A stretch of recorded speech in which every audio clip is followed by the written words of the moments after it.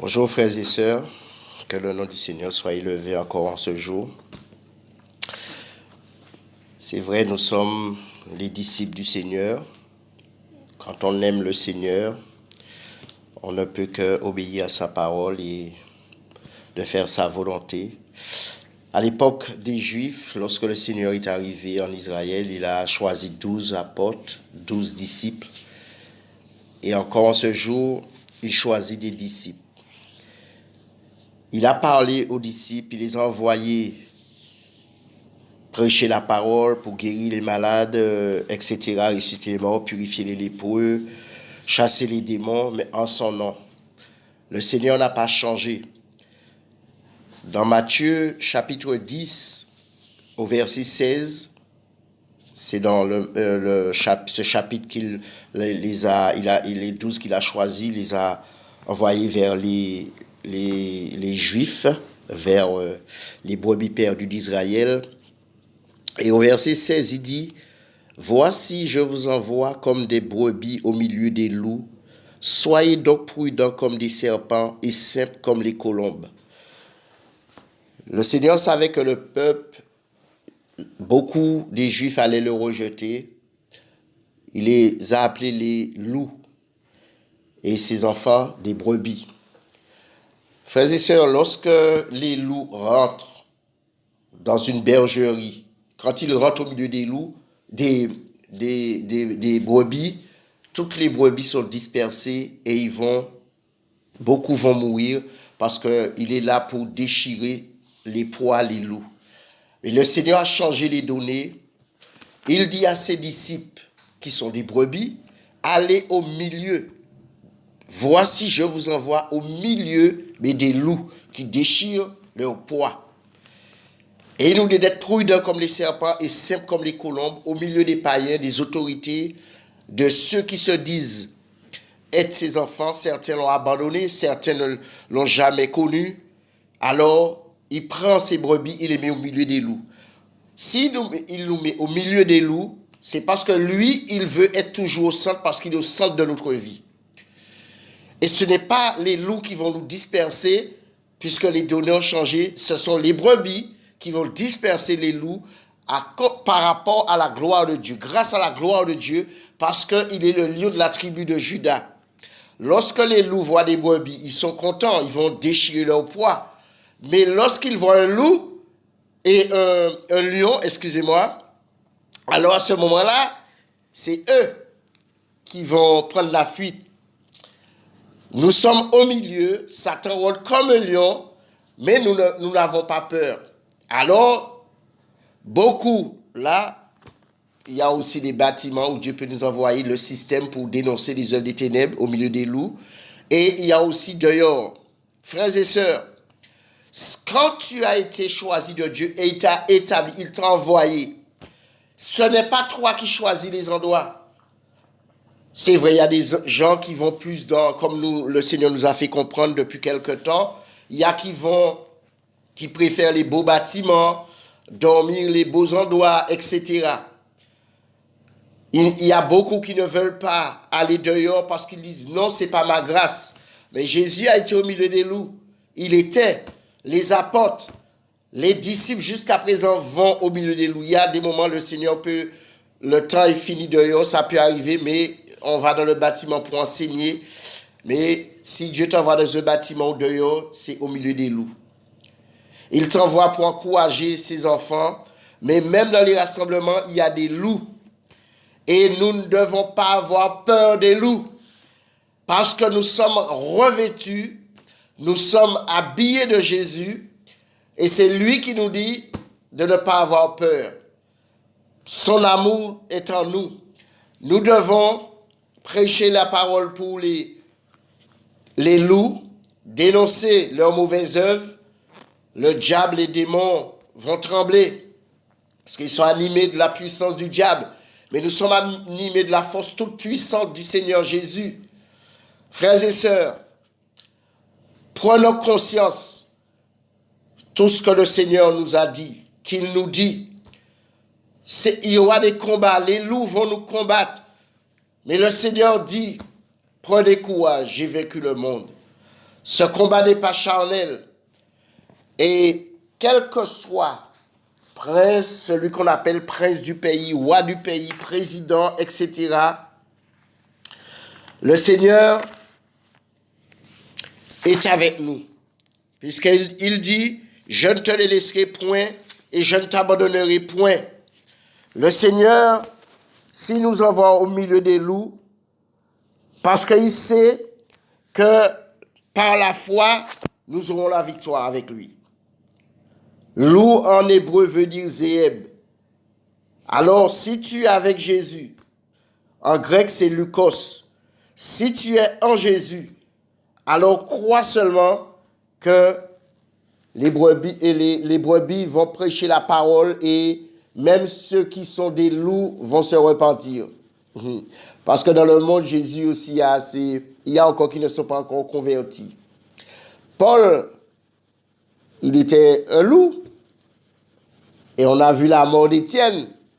Et quand on dit la mort, c'est que il a été lapidé. Hein? Mais le Seigneur, il nous dit de faire sa volonté, de l'aimer plus que tout. Et quand tu aimes le Seigneur, qu'est-ce qui peut te faire peur? Nous allons lire un passage dans Ézéchiel.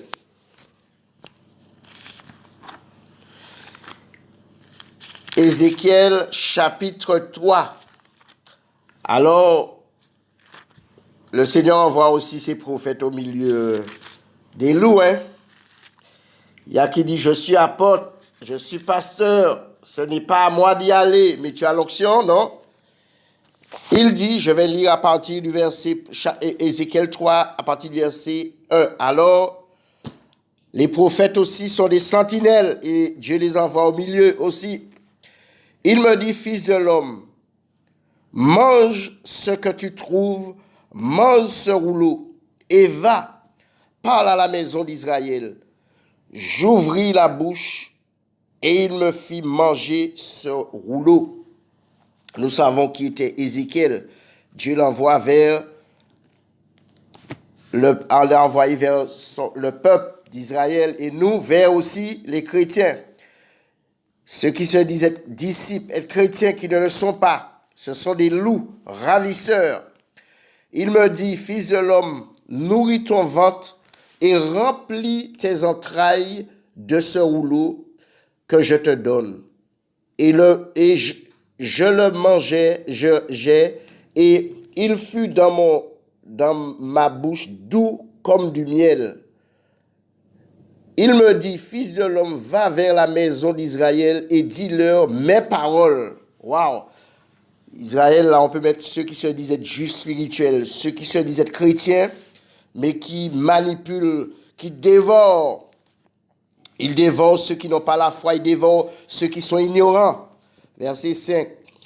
Car ce n'est point vers un peuple ayant un langage obscur, une langue inintelligible que tu es envoyé, c'est à la maison d'Israël. Dieu nous envoie dans les rassemblements. D'ailleurs, il y a qui ont peur. Dans les autres rassemblements, ils ont peur.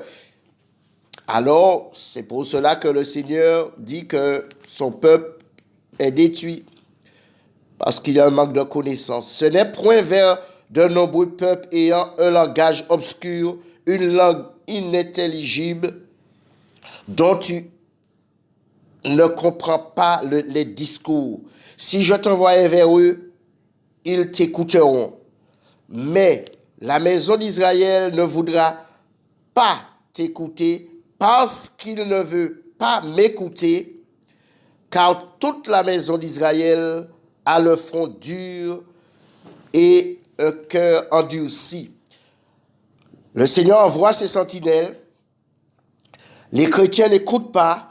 Ceux qui sont dans le système, qui sont dans les bâtiments, ils disent c'est mon église, ma religion, Dieu m'a établi, Dieu m'a dit de faire ça. Alors, qu'est-ce que le Seigneur dit? Celui qui vous écoute m'écoute, celui qui vous rejette me rejette. Alors, il rejette le Seigneur, il rejette la parole. Alors, Dieu ne nous a pas envoyés vers n'importe quel peuple, c'est le peuple vers son peuple, l'Église, pour dénoncer leurs mauvaises œuvres et les appeler à la repentance. Mais ils n'écoutent pas. Ils ne veulent pas écouter. Mais la maison d'Israël ne voudra pas t'écouter parce qu'elle ne veut pas m'écouter, car toute la maison d'Israël a le front dur et le cœur endurci. Waouh, le cœur endurci, l'orgueil. Et Dieu résiste aux orgueilleux. Ils ont le front dur. Et la Bible dit au verset 8, « Voici, j'endurcis ta face pour que tu l'opposes à leur face. » Toi seul, Dieu t'envoie. Et, oh, Seigneur Jésus, tu n'es pas obligé d'avoir tout le temps du monde avec toi. Il dit, j'endurcirai ta face pour que tu l'opposes à leur face parce qu'ils sont nombreux. J'endurcirai ton front pour que tu l'opposes à leur front, face à face. Tu n'as pas baissé la tête devant les loups. Tu n'as pas besoin de baisser la tête devant le faux lion qui est le diable, car ton Rédempteur a rendu ton front dur. Oh, il endurcit ta face. Et il a dit, je ne te laisserai point, je ne t'abandonnerai point, ne crains rien, je suis avec toi. Même si tu ne sens pas sa présence, il est là. Il dit, verset 9, je rendrai ton front dur comme un diamant. Oh, c'est Dieu qui leur rend les habits. Plus dur que le roc. Ne les crains pas. Crois qu'ils soient une famille de rebelles. Ils sont rebelles à la parole. Leur désir, c'est l'argent, les choses de ce monde, et ils combattent les vrais disciples, les vrais sentinelles. Ils combattent les vrais. Ce sont des faux qui ne veulent pas écouter le Seigneur parce qu'il dit Dieu doit passer par moi. Mais non, mais si tu vivais dans la sanctification, si aux yeux de Dieu tu étais juste, il n'aurait pas envoyé ses enfants pour te parler. C'est parce qu'il te considère comme un loup ravisseur qui vole l'argent, qui vole la grâce, bien qu'on ne peut pas le voler, mais les enfants de Dieu meurent par rapport à cela. Alors, ne sois pas quelqu'un qui méprise, qui critique les enfants de Dieu qui ont le front dur et la face endurcie par le Seigneur. Parce qu'il va parler, il ne va pas parler selon ton langage. Nous sommes chrétiens, on dit, mais tu ne comprends pas le langage de Dieu à travers ses prophètes, ses disciples, à travers ce qu'il dit qui est sentinelle, mais tu es égaré, tu es perdu. Même que la parole est dure, c'est parce que toi, tu as été dur avant. Et Dieu endurcit l'autre, le front de l'autre. Et il te fera face. Et il dit, ils te feront la guerre, beaucoup. Mais ils ne seront pas plus forts que toi, car je suis avec toi pour te donner une vie éternelle. Alors le cœur des enfants de Dieu doit être humble, doit être un cœur que Dieu a transformé pour pouvoir faire sa volonté. Nous devons avoir le caractère de Christ. Il me dit, verset 10, « Fils de l'homme, reçois dans ton cœur et écoute de tes oreilles toutes les paroles que je te dirai. » Alors, une sentinelle reçoit dans son cœur et écoute toutes les paroles que le Seigneur dit. Et il dit, va vers les captifs, va vers les enfants. Là, la suite, bon, je lis comme ça, hein, verset 11. Vers ton peuple, tu leur parleras et qu'ils écoutent ou qu'ils n'écoutent pas, tu leur diras, ainsi parle le Seigneur, l'Éternel. Oui, là, c'est Israël, oui. Mais les chrétiens, là, Dieu s'adresse. Il arme de puissance, d'autorité ses enfants, ceux qui ont cœur sincère, agréable devant lui. Il les envoie vers ceux qui se disent être les grands hommes de Dieu. Ce sont des grands hommes du diable. Parce qu'ils passent leur temps en train de mentir. Ils ne font pas la volonté de Dieu et Dieu envoie ses enfants Quand tu vas dans un bâtiment, quand tu vas dans la rue, alors tu seras au milieu des loups. Waouh, le Seigneur n'a pas choisi n'importe quelle bête. Il a choisi les loups, frères et sœurs. Même il parle de Satan comme un lion, mais il n'est pas le lion de la tribu de Juda. Crée-le. Ah. Obéis à sa parole, frères et sœurs. Nous devons obéir à la parole de Dieu. Sentinelle, lève-toi. Sentinelle, crie. Sentinelle, parle. Ton Rédempteur se lève à ton côté et il combattra pour toi. Quelle histoire, grand marabout, grand voyant, grand médium, grand sorcier. Il n'y a pas plus grand que Jésus. Sous le ciel, il n'y a aucun autre nom qui nous est donné parmi les humains, par lequel de sauver. Il a déjà remporté la victoire il y a plus de 2000 ans à la croix. Il a livré publiquement en spectacle toute la puissance des ténèbres. Alors, il dit ne crains rien. Hein? C'est pas un homme qui t'éclaire, c'est Jésus. Il est merveilleux, notre Seigneur. Hein? C'est vrai, j'ai lu le passage depuis le chapitre 1, le verset 1, mais c'est le verset 6-9, quand nous lisons cela. Hein? Dieu ne nous envoie pas vers un peuple qui a un langage facile. Hein? Il ne nous a pas envoyé, il nous a envoyé vers ceux qui connaissent la loi. Hein? Il les a envoyés là. C'est qui a tué Jésus, non? Ce n'est pas les loups. Frères et sœurs, ne nous laissons pas berner, ne nous laissons pas manipuler par les loups. Les loups volent l'argent et ils fonctionnent d'après les finances. Ils fonctionnent d'après les choses que tu vois. Par exemple, l'homme croit ce qu'il voit. Oh! Mais il y a une chose que les gens ne peuvent pas ignorer. Ils ne voient pas les pylônes pour tenir le ciel et le ciel est là. Il est stable. Qui peut l'ébranler? Même pas le diable. Rien ne peut ébranler les enfants de Dieu tant qu'ils sont sous l'abri du Très-Haut. Non. Ils ne peuvent pas être ébranlés.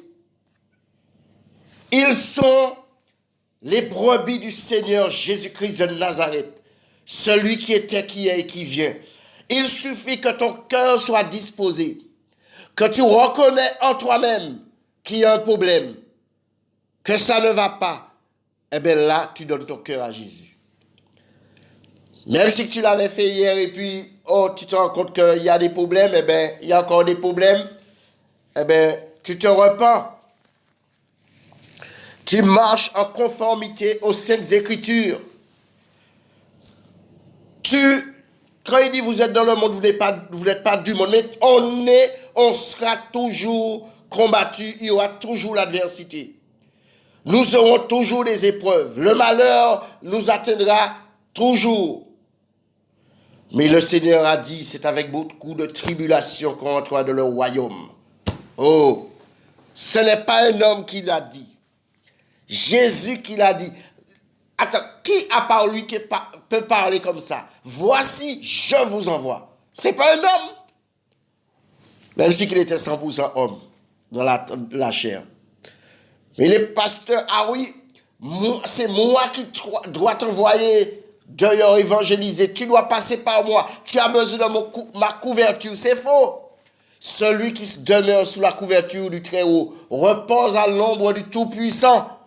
Nous avons comme couverture Jésus. Nous sommes armés de Jésus. Nous sommes revêtus de la puissance de l'Esprit et nous sommes remplis. Nous avons les armes. Oh, frères et sœurs. Et nous nous fortifions chaque jour en Jésus. Il est avec nous. Nous sommes la lumière du monde. Et il dit que votre lumière luise dans les ténèbres parce qu'il est en nous, il est avec nous. Il nous enseigne. Et nous devons marcher dans ses voies. C'est lui le chemin. C'est lui qui trace devant nous.